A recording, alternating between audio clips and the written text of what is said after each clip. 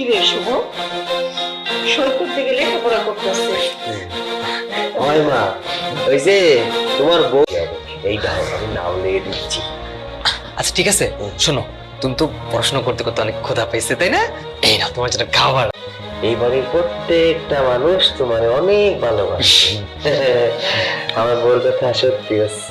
আমি খাই, নাম দেখাই। হ্যাঁ আচ্ছা শোন না বাবা, ওখানে লেখার দরকার নেই তুই।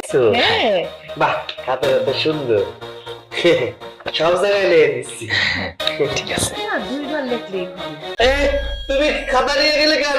আমি নামলা আসিছি, মারে দিয়ে আসছিলাম, তুমি ওটা নিয়ে গেলে কিছু তুমি। থামো তুমি। মা, এটা কেন? আমরা অন্যায় কি করেছি? যেটা করার দরকার ছিল আমরা তো সেটাই করতেছিলাম। হ্যাঁ বৌমা, আমার ছেলেরও তো অধিকার আছে। আমার স্বামী আমাকে না জানায় সব সম্পত্তি সৈকতের নামে করে দিয়ে গেছে। কেন এই সংসারে এই মানুষটা এই সম্পত্তি নিয়ে কিছুই বোঝে না। সারাক্ষণ কি বলে জানেন? এই সম্পত্তির আমার কোনো দরকার নেই, এই সব কিছু আমার মা, তারও এক্সট্রা একটা রুম চাইতো। কিন্তু সে কি কখনো বলেছে তার অধিকারের কথা? কখনো বলেনি। শোনো বৌমা, আমি তো করবে না কেন? সিগনেচার করবে। এই সম্পত্তিতে যেমন আপনাদের অধিকার আছে, তার চাইতে দ্বিগুণ অধিকার সৈকতের। কিন্তু তারপরেও আমি বলবো, আপনি এখানে দাঁড়িয়ে দাঁড়িয়ে অনেক কিছু বলতেছেন, আমি শুধু সহ্য করতেছি। দেখেন, এটা আমাদের ফ্যামিলি ম্যাটার। এখানে আপনি নাক গলানোর কে? আপনি তো বাইরের একজন মেয়ে। গেছো যে আমি সৈকতের বিয়ে করা স্ত্রী, আর তুমি স্ত্রীর সামনে দাঁড়িয়ে হাজবেন্ডের সঙ্গে যা নয় তাই করে যাবে, সম্পত্তি লিখে নিয়ে যাবে। আর আমি কি বসে বসে এই যে তুমি মানুষটা না সবসময় এক লাইন বেশি বোঝো। অতিরিক্ত যদি কোনো কিছু করতে যাও তাহলে কিন্তু সম্পত্তির কানাকুড়ি।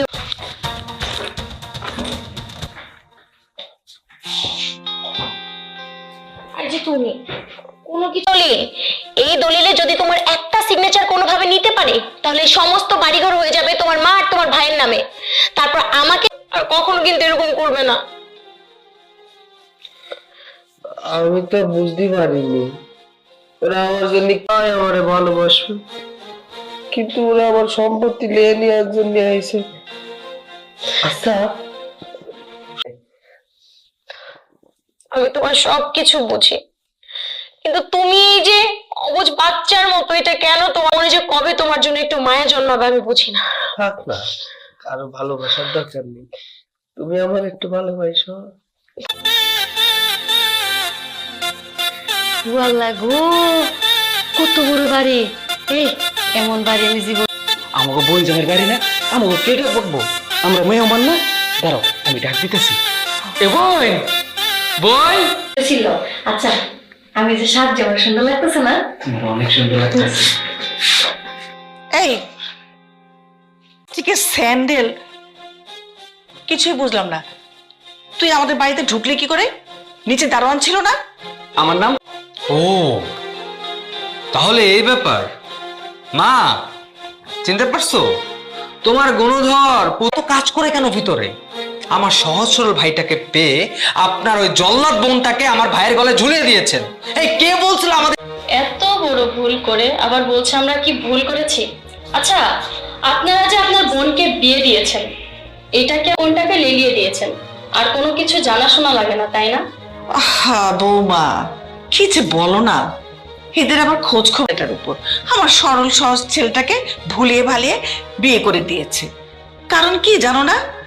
দেখো পোশাক আশাক। দেখেন, আমরা কিন্তু আমার ননদরে জোর করে বিয়ে দেই নাই। ওরা দুইজনরে ভালোবাসে, তাই ওরা বিয়ে করছে। এই শোন, তোদের কোনো কথা শোনার জন্য আমার সময় নেই। তোরা এক্ষুনি এই বাসা থেকে বের হয়ে যাবি। একটু ডাক দেন, আর একটু দেখা আমরা চলে যাবো। তোর বোন আর নাই। তোর বোন অনেক আগেই মারা গিয়ে। আর আমার বোন মরবো কি লিগা? মা, আমি বুঝতে পেরেছি, এদেরকে এইভাবে ভালো কথা বললে এরা যাবে না। এদের ঘাড়ে কষ্ট করে আইছি। আমার বোনটার একটু দেখতে দেন। আর এরকম করতেছেন কেন? খাইতে দেওয়া লাগবো না, শুধু একটু বইতে দেন। বোন ভালো দেখাবো না।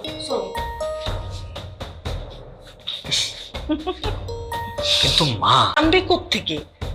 ওরা তো দুজনের একজন কেউ বাসাই নেই। তাহলে তো হয়ে গেল, তো চলো চল। জায়গা তাছাড়া দেখছো আমাদের কত অপমান করছে। এত অপমান হওয়া তো ঠিক না। ভাইয়া ঘরেও গেছিলাম, যাওয়ার পর মা ওই আর তোর দেওর আমাকে দুইজন রে অনেক অপমান করছে, কইছে এর যাই নাই, এখানে বসে ছিলাম আর এর মধ্যে সন্দেহ হয়ে গেছে। আপনাকে ঘরের তে বাইরে দিছে মানে ওই হয়েছে কি? পরিচয় তো দিছিলাম, পরিচয় দেওয়ার পরও আমাকে অপমান করছে। আমরা নাকি গরিব, এই বাড়িতে আসার যোগ্যতা নাই, এগুলা কই ভাবে চলতে থাকলে এই সংসারে আমি আর থাকতে পারবো না। সৈকত, তুমি শুনলে তো, তোমার ফ্যামিলির মানুষ আচ্ছা তুমি চুপ থাও দি, আমি মারে ডাইয়ে জিজ্ঞেস করতেছি কেন বাইরে দিছে। মা!